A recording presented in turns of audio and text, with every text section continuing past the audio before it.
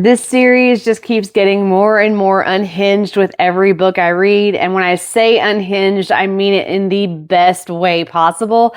The characters are multi-layered and you get to see a bit more to them in each book. Not to mention more characters are starting to join up with Carl and Donut now as they progress further into the dungeon. The stakes are getting higher, and whenever that happens, it usually means that Carl's plans to help the group survive end up being crazier and crazier, which is always a good time for the reader.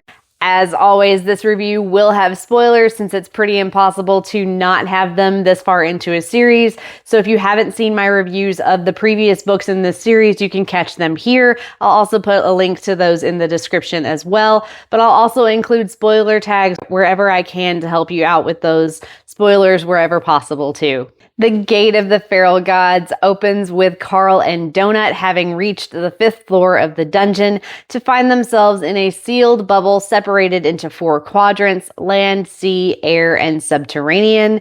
The entire floor is made up of over 1,000 of these bubbles with groups of low-level crawlers trapped inside. In order to reach the next floor, the crawlers have 15 days to defeat the castle in each of the 4 quadrants in their bubble to pop it and reveal the staircase before the 5th floor collapses. Carl and his group find themselves in the air quadrant of their bubble, where they must defeat a group of hostile gnomes in a fortress floating above them. When an attempt to gather information results in the death of an NPC and failing a quest, the group must figure out a way to keep the gnomes from destroying the town they're in retaliation, in addition to figuring out how to defeat the castle. Obviously, there is a lot more that happens in this book, and the stakes really do keep getting higher and higher in each of the books in this series, which makes for really entertaining reading because each challenge that the Carl and the group end up facing usually means that Carl comes up with a plan that's crazier and crazier each time for them to try and get out of it. And you as the reader aren't entirely sure that they're going to meet the challenge and survive his crazy plans. But it also makes it somewhat difficult to explain what happens in each book, because so many crazy things happen that it's really hard to keep track of. And then everything that does happen just sounds so unbelievable when you say it out loud. The best way that I have heard it described recently is to imagine that a small child is telling you what happens in these books. And if you have ever spent any time with little kids and have heard them try to tell you a story, then you will understand exactly what that means, because describing the story of these books in this series really does feel a lot like that. If you've been around little kids, then you know that when they're telling a story, it kind of goes the way of, and this happened, and then this happened, and then this happened, and it just escalates to the point that it's one thing after another, and it's one crazy thing after another, and that is exactly how it feels when trying to tell someone what these books are about, and it's really funny. The world building in this series is absolutely phenomenal. I don't know that I've ever read anything quite like it before, and I have to applaud Matt Dinniman for his creativity and his ability to come up with everything that happens in each of these books so far, but it also makes me wonder how he keeps it all straight. Like, each book seems to be getting more and more complex the deeper into the dungeon the crawlers go, and the systems and rules are changing with each new floor. It has to be confusing to keep it all straight, but it doesn't feel that way when you're reading it, which just shows that the author knows what he's doing and knows how it all works, even when it seems impossible for anyone to know that, because it's just... there's just so much to it, and it seems like it's just so complicated, but he manages to weave it all together in such a seamless way that it does not seem complicated when you're reading it, and it is an enjoyable experience to read through. At least in my experience, it's very enjoyable, and it's very immersive to be dropped into this world where there's so many creative, different settings and experiences, like the bubble and the way he described like the different bubbles that populated the entire floor of this dungeon level. It was just, I don't think I've ever read anything like that. It was really, really impressive for me. I mentioned this in my review of the previous book, The Dungeon Anarchist Cookbook, and I'll say it again here because it's even more true in this book, but I loved the amount of character interaction we're getting in the books now, and I definitely expect that to continue as the series progresses. Carl and Donut were placed in a bubble with a lot of new low-level crawlers in this book, so there were new characters for us to meet and interact with through them, but they also interacted a bunch with crawlers in other quadrants in their bubble and other bubbles on the floor through the group chat feature, which they introduced and used a lot in the previous book as well. That was a neat addition that I expect will continue going forward, especially as the group progresses through the dungeon and the crawler pool continues to dwindle. You get the sense that all of the crawlers are being forced into closer quarters as they get lower into the dungeon. So that'll be something to look out for in the next book. I also think that the added character interaction served a different purpose in this book, specifically with respect to Carl and his development.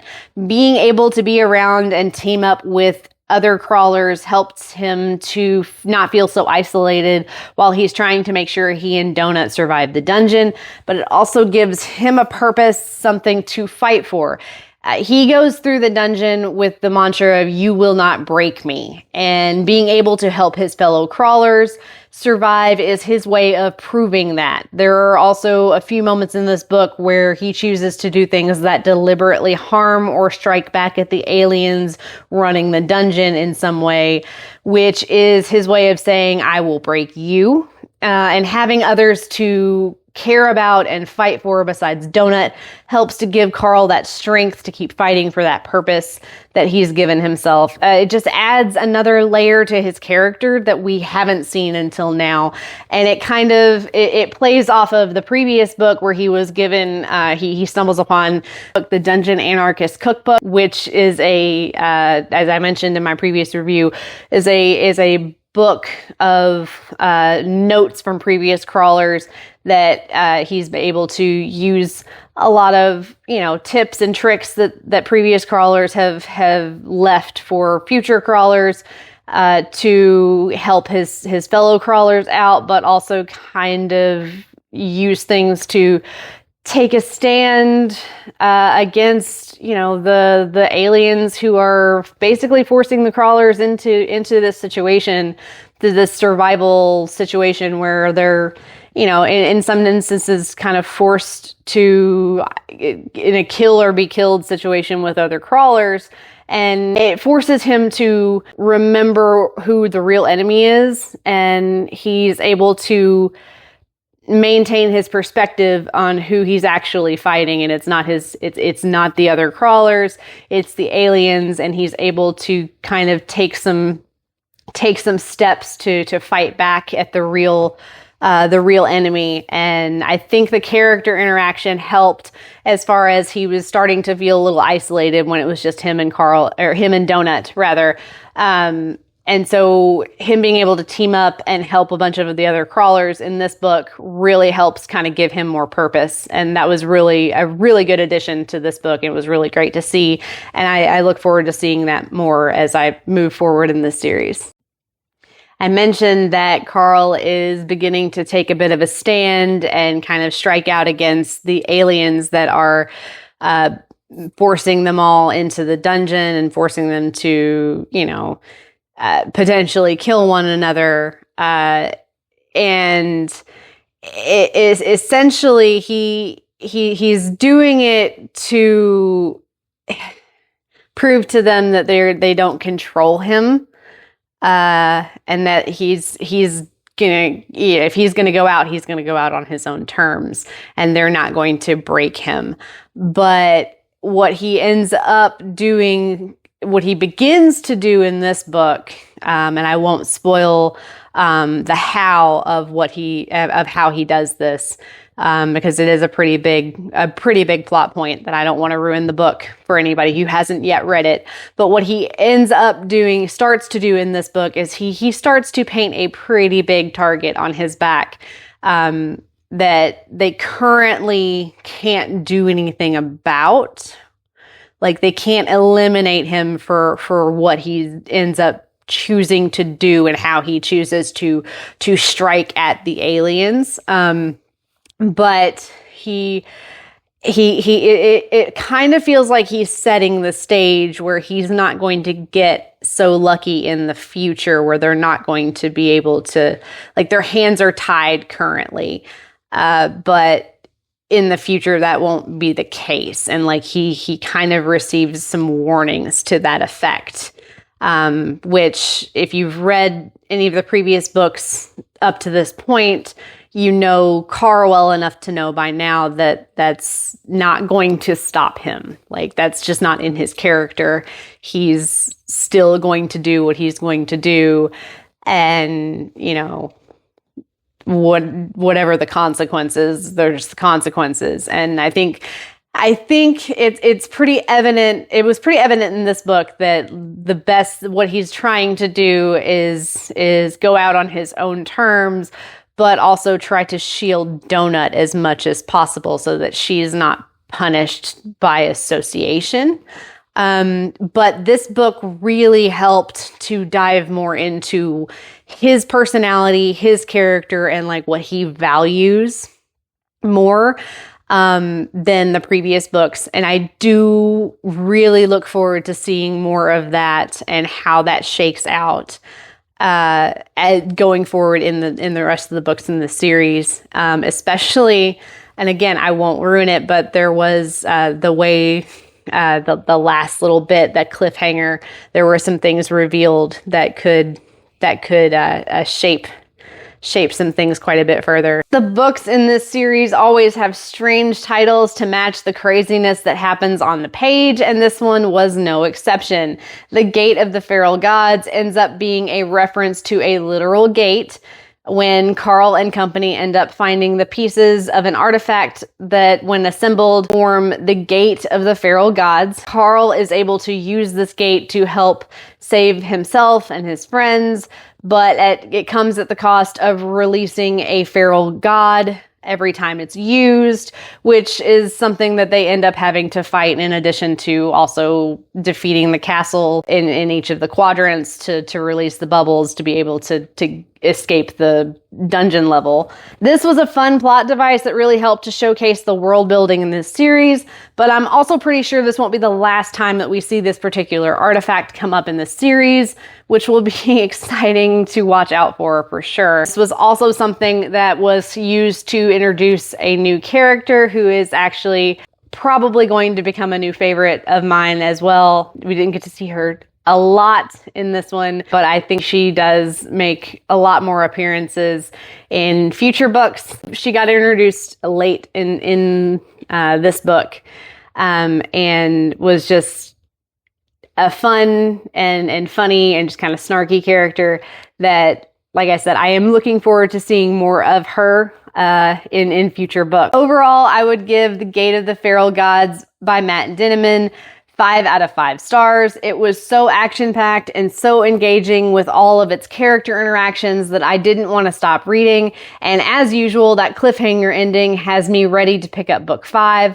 If you haven't checked out this series yet, you really are missing out on a highly entertaining wild ride of a read, and I definitely recommend checking it out.